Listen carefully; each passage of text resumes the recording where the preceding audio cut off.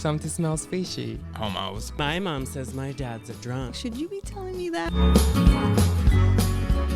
Hello. Welcome to Madam House Podcast. I'm Sarah Problem.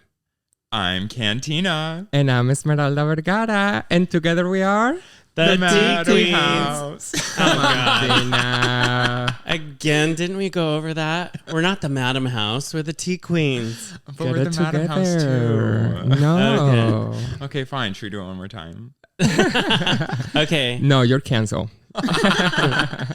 Welcome to the Madam House Podcast. I'm Sarah Problem. I'm Cantina. And I'm Esmeralda Vergara. And together we are... The Tea Queens. Thank you, everyone, for listening one more time. Today we have a very special guest from an LA area private school. A teacher in the midst, Miss Paulina. Hi, everyone. Hello. Hi, Paulina. Welcome. Hi. Thanks for Welcome. having me. Such an honor to have you here. Pleasure's mine. So tell me, first, do you like my school outfit? My teacher outfit? I think you look gorgeous. Thank Yes. you. I can see you teaching, Perfect. especially on those heels. Yes. Actually, we're all in teacher outfits, just so you know. You okay? Yeah. Mhm. Miss Sarah teaches the gym class. Sex ed. Yeah. So you are a school teacher. And what grade do you teach? So I teach 4th and 5th grade combined class. And your daughter is in which grade? She's in 6th grade. Oh, okay. And how long have you been teaching for? Wow. I would say around 15 years. Wow. Always long the time. same grades? No, actually, I've done so. Aside from 4th and 5th, I've done high school, middle school Spanish. Huh. So I did that for about 6-7 years. And then I took some time off to have a baby. Yes. And then I came back, and then I was fortunate to get my job back as a 4th and 5th grade teacher. So that's what I'm doing now. Nice. So 4th and 5th grade, that's about when kids start to develop their identity, when they start to figure that they're attracted to, other boys or other girls. What do you see happening in the schools when kids reach that age? This is like a really funny stage because it's the innocent, like 4th grade, they're about 9 years old. Maybe I get an 8-year-old, but a 9-year-old.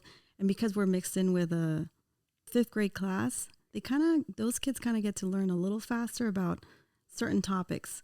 And the topic of love or dating and who they like and things like that. So it's a fun, interesting stage for me to be the one to observe and mentor, or just be a good listener sometimes, to see what they're thinking, what they're feeling, and or how they view relationships or love. So I feel like I have a big responsibility, but at the same time, you want to be mindful of, how involved are the parents? And a lot of times they're not. Mm-hmm. Yeah. So do a lot of the kids have crushes at that point? Do they talk about their crushes on students or anyone? Absolutely. It's like drama. It's like drama at 9-10 years old. I'm like, guys, come on. Like, you have your whole lives to go through that. It's very like mild and innocent, but it's a big deal for them to find out, oh, he likes me or she likes me. And it's such a big deal for them. And it can cause them anxiety too. Like, I've seen them, cry or just be very worried. And it's like, but you're only 9 or 10 years old. If only they knew what was coming. Yeah. Wait, when you say the parents aren't involved, what do you mean by that? Just like in that kind of drama that they're dealing with, and like they're kind of coming into themselves, or what do you mean? So think about it. Most of the time they're with me, right? So the kids spend more time with their teacher than they do at home. So when they go home, it's like, getting dinner ready, and there's not really that time to talk and just have that time to just chat about how their day was or how they're feeling. So I'm the one that gets to have that privilege, really, because they feel comfortable to be open and honest and I'm not their mom, I'm not their dad, but yet, they feel comfortable. So I feel like I'm just ready for that moment anytime. Like anytime they say, "Oh, can I speak to you? I have something that I want to share." I'm like all ears. I'm like, sit down. Doesn't matter what's going on in my day. That's priority to me because I know that they're going through a lot emotionally, and that's so important to me to just be there for them. Yeah, it's amazing the amount of things that kids tell their teachers. When my son was in kindergarten, I volunteered in the classroom, and there was this one kid that he would come in and he was sitting at the table and he's like, "My dad drinks so much wine and my mom says my dad's a drunk and that he's an alcoholic." And I looked over at the teacher and the teacher was looking at me. I'm like, "Oh my gosh." Yeah. I'm like, "What do you know about me?" Exactly. That happens. Oh my Excuse gosh. me. You have no idea the things I've heard. It's just hilarious. I'm like, should you be telling me that? Like, maybe you want to keep that private. Oh, no, it's okay. And the whole wine thing, I hear about it too. Wow. Yeah. Or that my dad passed out, or just some like very private things. And I'm like, okay, don't let your mom, dad know that I know this. Yeah. Has it been a situation where a kid has come to you and open up about their sexuality? Yes. And actually, it hasn't over the years all the years I've taught, it really hasn't come, hasn't been a topic interesting enough. But I think because of where we're at in our times, kids are feeling maybe more comfortable or just like they're in a safer space to talk about it. And I think, so I did have a situation, like a couple of students that I knew about. One of them was a third grade, and he was just, finding out himself, but just very like flamboyant and just, always feeling very free to like speak his mind and just like, having girly kind of like, body language or just dressing a certain way that was standing out. So, yeah, I mean, he came out and said, "I'm gay." And then he moved on to like fourth grade, and then he was away for a bit. And then he came back as a middle school student. And at that point, he came to me and said, you know that I'm gay. I said, "Of course. How do you feel about it?" I said, "I feel great. I'm happy." I'm like, "Wonderful.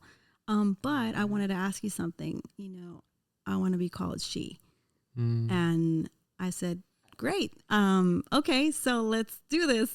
For me, it's like, just, I love that he was able, actually, let me correct myself, that she was able to come to me and say, "This is how I'm comfortable with, and, would you respect it or can you support it?" And I was like, "Absolutely."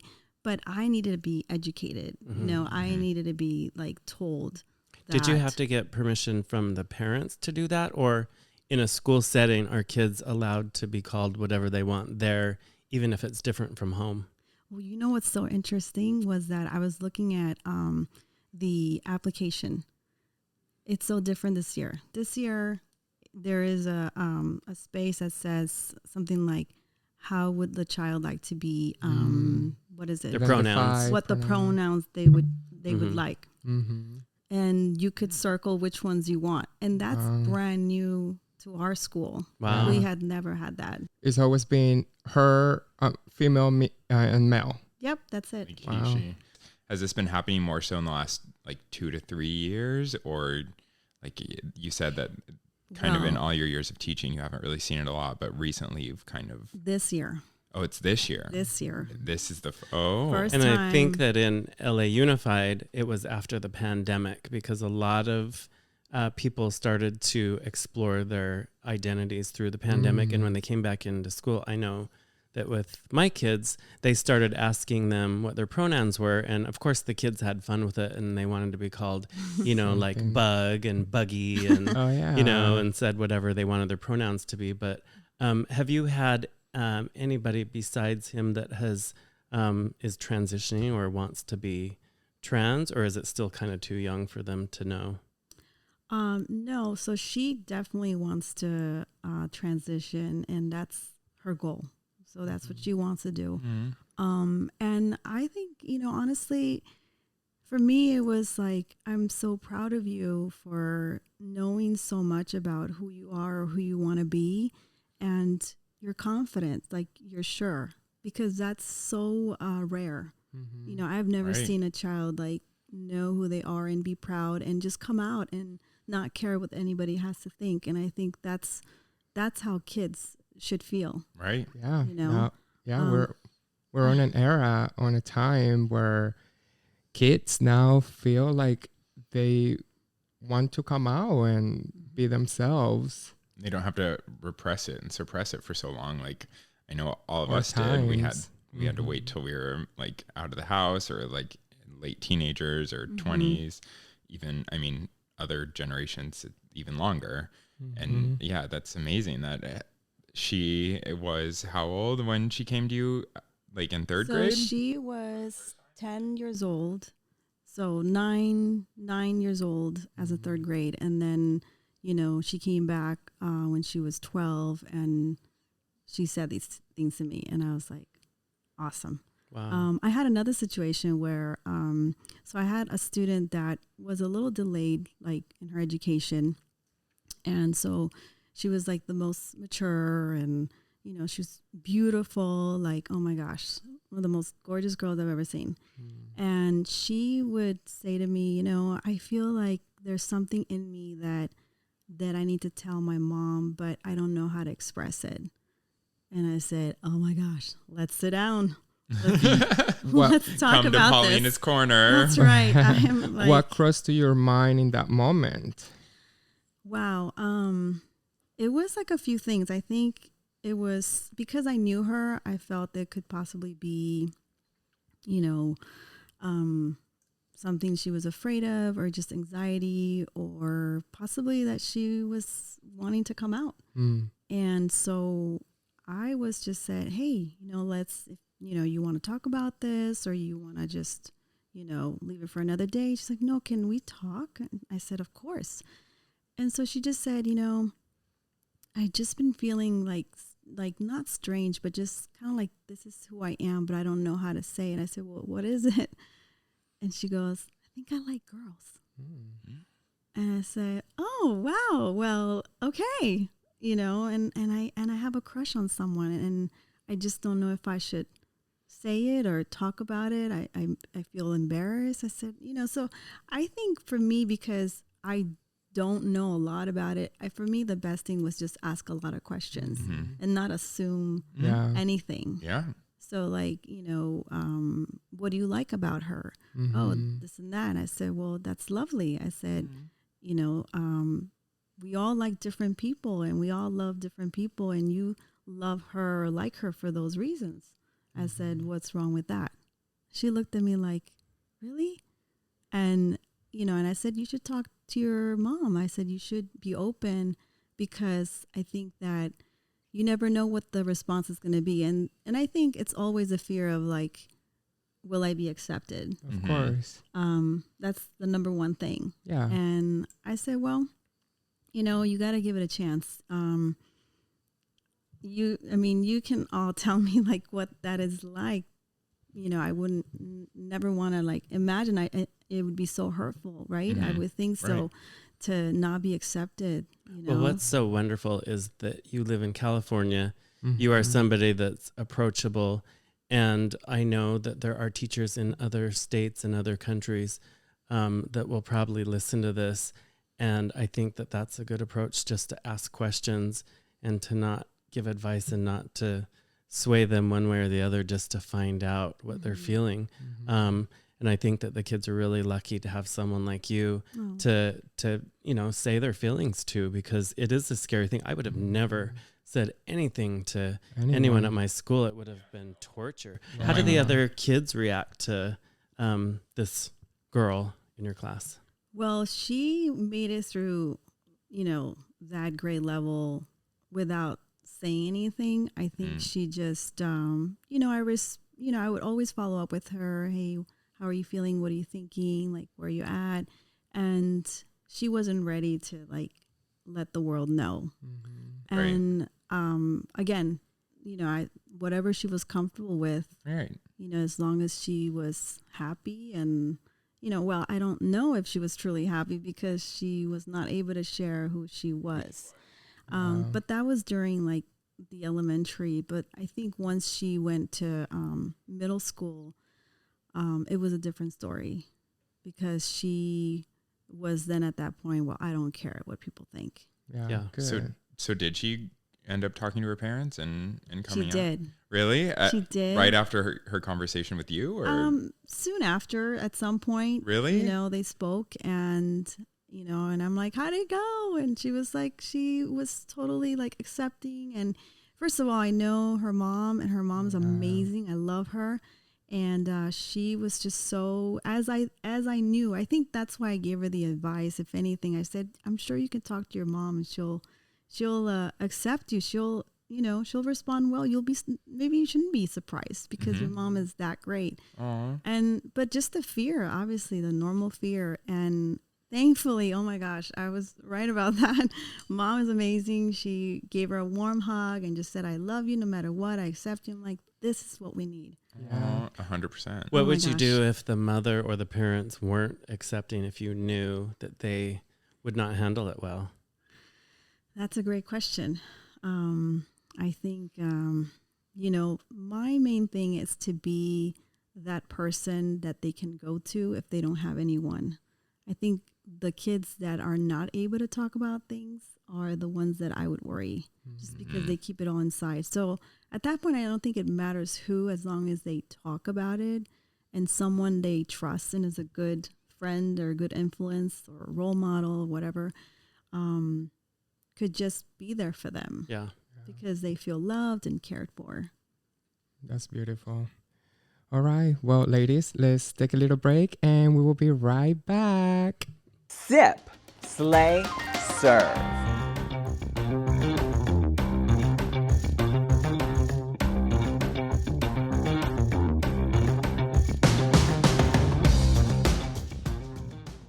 Order your serve collection at servevodka.com.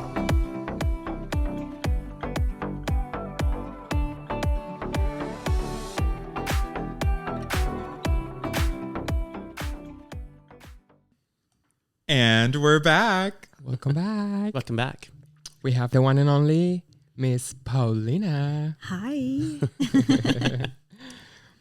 So before the break, we were discussing the journeys of a few of her students as they grow in their identity and their education.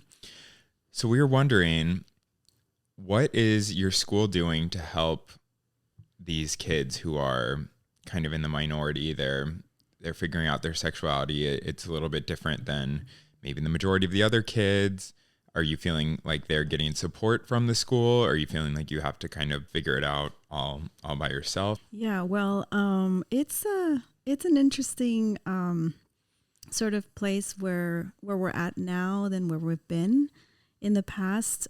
Because we're a private school, a lot of parents pretty much have a saying of what they want as far as like maybe clubs or like certain topics that we're going to discuss. Like we have to run it by them. Let's say if it's like sexual education or we're going to talk about drugs and alcohol, like they always have to be notified, and we have to have like the majority agree.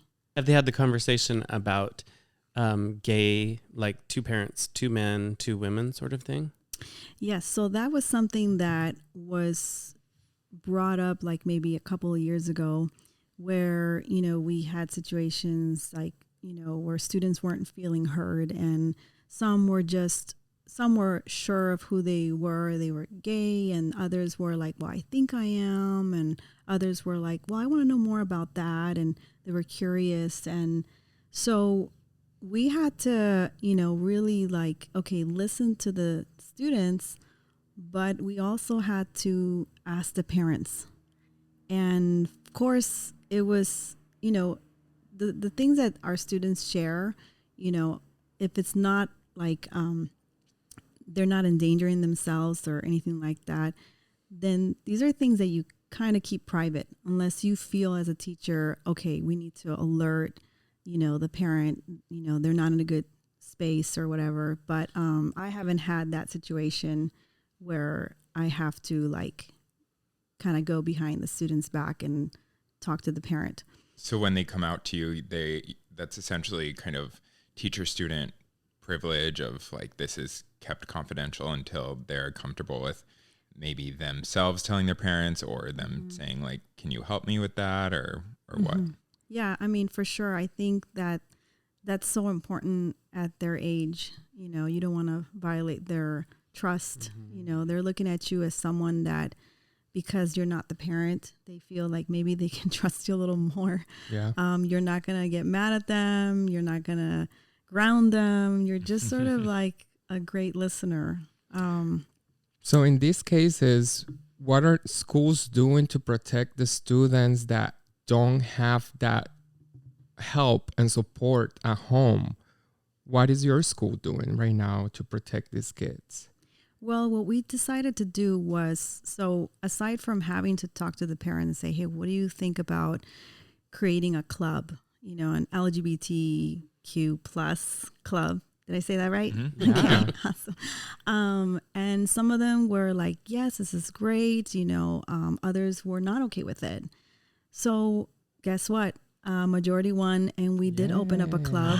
Yay! And it was really popular. You know, it was a lot of kids that they just wanted to be a part of it and learn Support. more. I think the majority was, I want to learn more. Mm-hmm. And others were discovering themselves. So I think that was a very healthy club, and it was fun for them. And I think it was a special space for them to be open about everything, and no one was going to judge them. There's no, well, it was supervised by an adult, but you know, by a teacher, but it was perfect. Like the perfect teacher was there. I would have actually loved to have run that club. Yeah. But I heard it was amazing and it was great.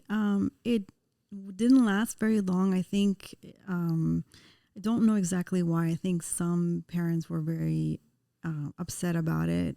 You always have one or two that are just like, literally, what's wrong with you? Yeah.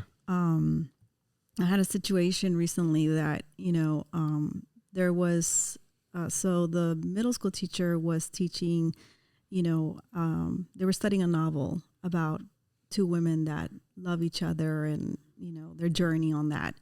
And the mom came to me like so upset. Why is she teaching my daughter this and that? And I had the student the year prior, and I said, listen, you know, I don't want to, I have to be respectful. Obviously, you know, this is a parent, but I also feel like, well, you know, I think you need to, you know, maybe talk to the teacher, see what is the purpose of the book? What are they learning? You know, it's not, I said, it's not a focus of two women per se. It's just an educational book, and it happens to be two women. It could be two men. It could be man, woman. Like, what, for me, it was like, what does it matter? Yeah. Right. What's the big It's deal? the same thing. Like, Just but part of the story. It's not the story. exactly. Yeah. So she was just focusing on all the wrong things. So one or two, we have a parent like that I think they need to, you know, just understand more about what this is all about. Do you, you work at a private school. Do you know what differences between private and public school, what liberties you have or don't have? Well, I have worked for a public school as well. And public schools, I think it's just, you know, yes, you have to follow a certain protocol and everything. And that's a lot of it. But in private school, you do have a lot more freedom to, let's say, run your class or, you know, create your own rules, your own curriculum and things like that. So for that reason, I feel like private schools should have more of those talks or just, you know, clubs or activities or just anything that can bring sort of more of an understanding of what this other world is. And it's not this really other world. It's, I feel like we're all in it together, but we just need to be educated. And I think that because we have that, you know, being a private school, we should have more of that, you know, accessibility And our school is not there per se. I think we've done little small changes like the application, like, you know, what pronouns you're going to use and the clubs or just telling the kids, hey, you know, you want to talk about anything, and just giving them that safe space to come to us. I know we try to do that. I think it's a good start, but we sure have a long way to go. Mm-hmm. I love that you're being a part of the change, though, and I think everybody involved really helps to push things forward. And even just talking about it right now helps people to understand a little bit more about what kids are going through and what they want and where they feel they're at. I know this girl that when she was in 5th grade, she wanted to be called he, him, and that was 5th and 6th grade. And then after 6th grade, he wanted to be called she again going into junior high.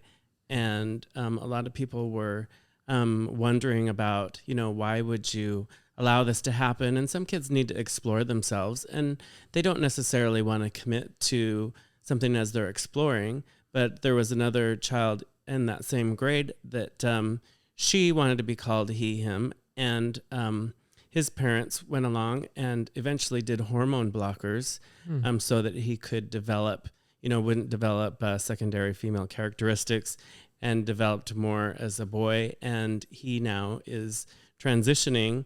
And I think stepping back and watching the child and listening, if they want to be called he for a while, do it. If they want to go back to she, if they want to be called they, just listen. And, you know, don't jump on things too quickly, because I think they just want to express. Exactly. They just I want to agree. be listened to. I think that kids are constantly changing and evolving and just learning about themselves. And it's either what, you know, by each other, or just social media has a lot to do with it too. Yeah. Or just who they feel they are, you know, when they're by themselves and they're thinking about, you know, because they tell me all the time, like, when I'm by myself, I just go into, like, you know, my whole thinking, like, moment of who am I? And it's just so beautiful that at such a young age, kids are exploring, you know.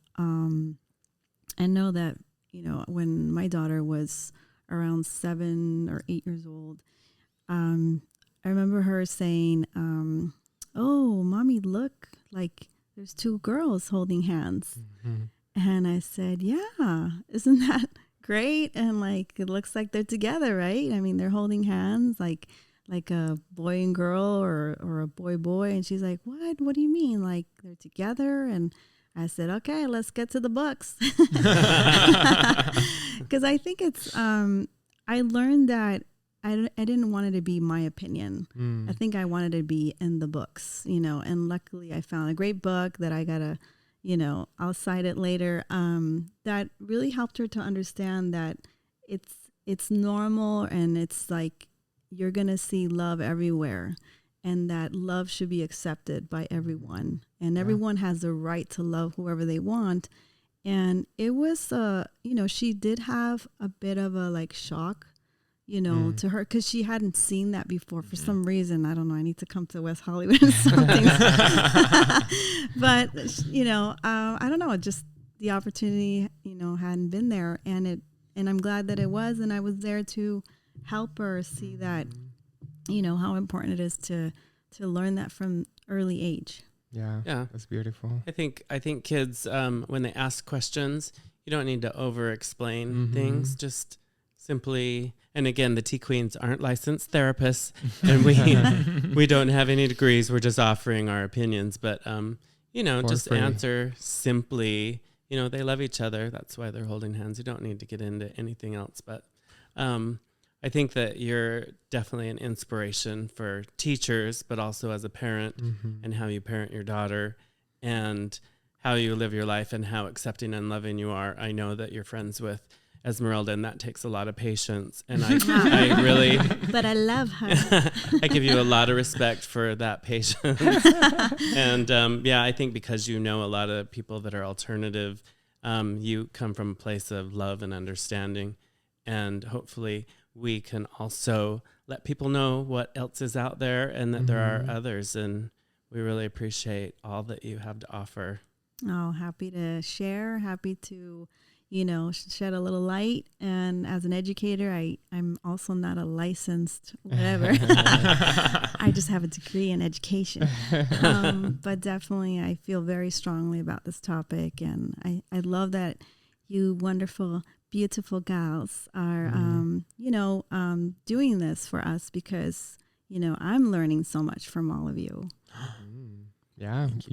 Wait, so that student you have that wants to transition from male to female, that goes by her now, what grade are they currently in and what's their kind of situation? And is there any support from the school to provide any educational resources or anything like that? Or it's kind of on the teachers to kind of help, or are they asking questions? Is she curious about that? Or Yes, so I tell you something about her. She is so smart. Like I could see her being the president one day. That's how smart she was. She is. She was because she's not in our school anymore. But the time that we did have her, she was just very outspoken. She educated herself. She just was so great with learning on her own.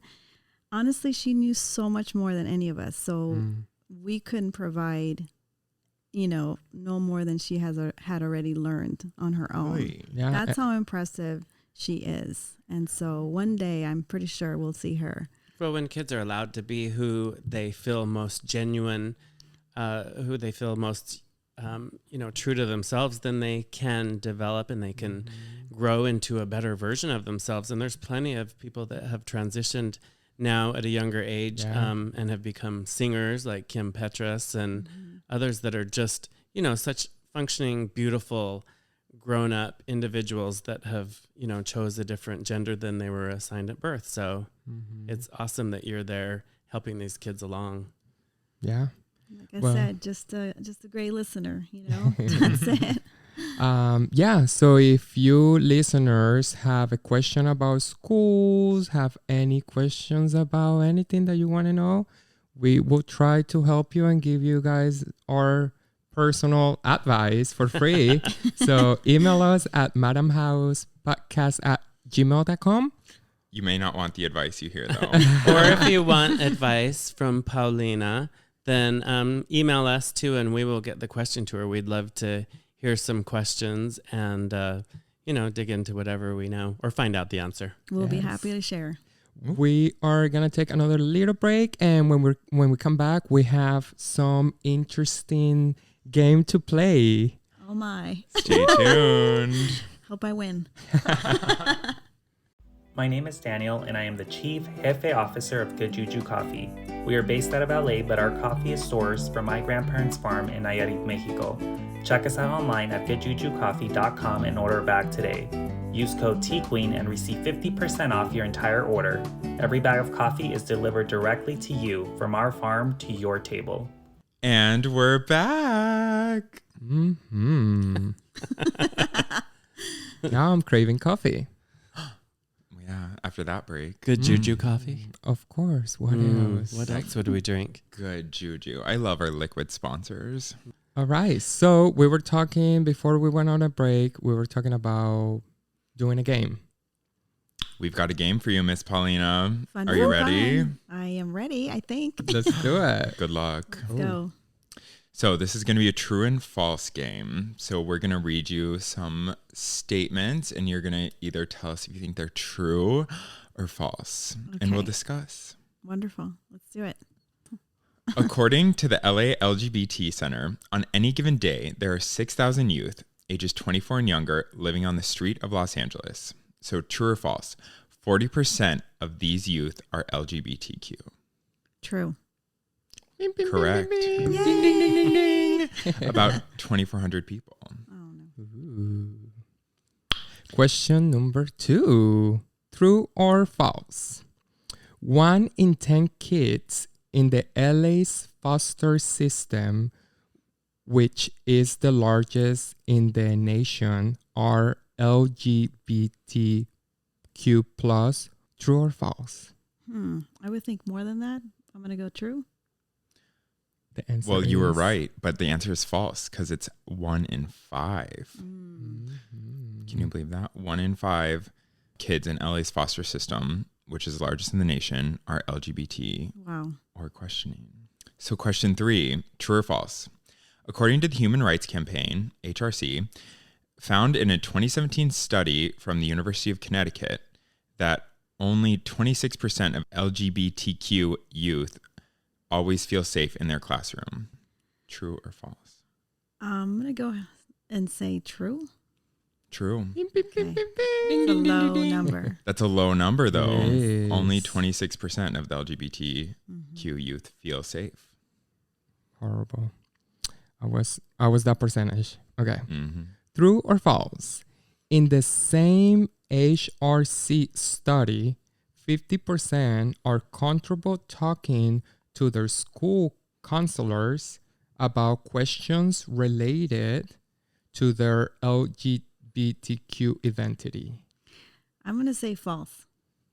Ding, ding, ding, ding, ding. Only That's 20. way too high, unfortunately. That's way too high. Yeah. Only 27% are comfortable speaking about it. So the last and final one, true or false? California youth first understood their sexual orientation by age 12. Age 12. That seems much older than what I've experienced. So what could that mean? We're going to go with true. Ding, ding, Ding, ding. ding. Of the survey respondents, that is the average. While some people come out as transgender as young adults or later in life, research has confirmed that children as young as 3 or 4 can have a consistent, insistent, and persistent sense of their transgender identity. Wow. That was great, you ladies. But wow, those numbers. The amount of, young adults that are living in the streets, it's so sad. And, or how kids are not feeling comfortable talking to their teachers or counselors. I mean, it's fact. It's a fact, Yeah, unfortunately. that's the world that we live in. But hopefully this is something that, I was really excited to come because I think it's just, shedding a little light, an opportunity to open it up for others that have my platform as a teacher to help our kids, just change the path, change the ways that how we've been brought up or how, some of them are being brought up, just kind of like teach the kids to be, to know about everything and just not be judgmental or anything, just be able to see who they are or just be comfortable. Like you all said, like just be comfortable to come to someone and share how they're feeling. I think it's so important. Right. And I think that's something that as we've been talking to people, they kind of across the board say they wish they could have told someone sooner. Like that seems to be the consensus of, I wish I told my parents sooner. I wish I told like my teacher or someone. Like I wish I could have just not kept it so much of a secret. And I think it's really hard, especially, I know I grew up in suburban Texas where like it felt like being gay was the absolute worst thing you could possibly be. And that was never anything I felt ever even remotely comfortable telling or talking about with anyone. So I think it's amazing that like your school, even on the application, is saying like, what is your pronoun? Like what, there are these strides being made to normalize kind of, okay, how are you feeling? Like, what are you going through? Do you want a safe space to come talk to? I mean, and I remember when I was in high school, we had a gay straight alliance. Like they wanted to make one, and it was like the biggest deal. Like it was, people were up in arms about it. And it was Wow. like, cause there was nothing else going on. But it was like a really big deal to even like have that space. It was like, what? Homos? What? Yeah. Like it, and that's really sad and disheartening. I have kids that, so they've moved on. Now they're in, ninth grade. The kids that I've had when they were in 4th grade. So, I always tell my kids when they move on, because I know they're going into the teenage stage, and I think my main thing is I want you to feel free to come back anytime. I know I won't be your teacher anymore, but I want you to know that whenever you want to talk or if you just want to come by and say hi, you know, my classroom is super cool. I have like in the corner, I have some really cool bean bags where no other class has that, by the way, and on purpose, because I want them to come and just sit and relax and chill. Yeah. And I've had middle school, high school kids come into my class and they say, is it okay if I just hang out here and just relax? I'm like, absolutely, this is your space. Yeah. And guess what happens? When they're there and they're not being pressured or cornered, they just randomly start talking to me. Yeah. And that's how conversations start. And they feel that they can do that. It's not that I am like, whatever. I mean, it's just that I provide that space safe and I don't environment. pressure. I don't ask questions if you want to talk to me, especially when they're teenagers, because you know, you can't like harass them about like, what are you thinking? What are you feeling? They have to be comfortable to come to you. So I love the fact that I always say, when you graduate from my class, you know, after 5th grade, you go to middle school, you have what's called VIP. That means that you will always have access to my class, to come and hang out no matter how old you are, and no questions asked. If you want to talk, we hang out, we chill, we, you know, laugh or whatever, or you want to listen to music, I put on music. So that's my elementary class where I can have my middle school, high school kids come back in and just, you know. Yeah. Have a safe Yeah. space for them to feel safe. And they come back. It's crazy. I love it. Sometimes some of the teachers come in and say, what is this high school student doing in your 5th grade class? I said, well, this is what I provide. This is what I've cultivated. Yeah. Wait, are they in the same building the whole way, or? So this is, our student body is around 75 kids. Okay, so think about it. Oh, wow. Super small school. Per grade or in the whole school? No, the whole school. Oh, wow. Exactly. So I'm next to a third, like next to me is a 1st through 3rd grade class. And then to the other side is the English class. So she teaches middle school all the way through high school. So I get high school kids, middle school kids. I run into them all the time. It's so easy. So my class, they know I'm the one with the cool beanbags. Yeah. And that's why I got them. Yeah, there are teachers that make an impact on the rest of your life. And I can see you being one of those teachers, definitely. Well, love the fact that I can be an impact. You know, I love what I do. I had a parent today ask me literally, do you love what you do? Because they were thinking about enrolling their kid. And I'm saying, listen, it comes with its challenges. But at the end of the day, I love coming to work. I love working with kids. Listen, the pay is not great. Yeah. Okay. We're underpaid. Teachers are underpaid. They are. But those of us that are doing what we do is because, you know, we love what we do and the impact and how we can inspire and mentor these kids. It's honestly an honor. That's how I see it. And I see those kids as my own. So that's why I feel like I go out of my way and it's not a difficult thing. Because as a parent, we don't do it because we have to. We do it because we want to and we love them. So that's why I have my kids and I do what I do. They're too lucky to have you. Thank you for stopping by, Miss Paulina. Pleasure to be here. I love you all. We love you. We will see you out and about. Bye. Goodbye, everyone. Thank you. Big See you on kiss. the next episode.